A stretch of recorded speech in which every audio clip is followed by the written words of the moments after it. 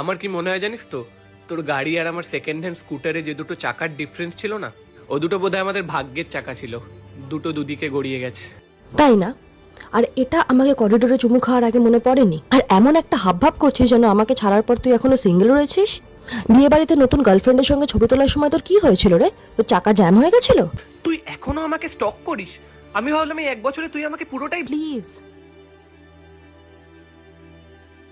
আর হ্যাঁ, দেখলাম 3 দিন আগে নতুন চাকরি পেয়েছিস। কংগ্রাচুলেশনস। সব থেকে বড় কথা, হ্যাঁ করিস স্টক, কারণ আমার ফিলিংসটা না এত তাড়াতাড়ি আউট অফ স্টক হয়ে যায় না রে। কল্যাণীর মামার কথা বলেছিলাম, মনে আছে?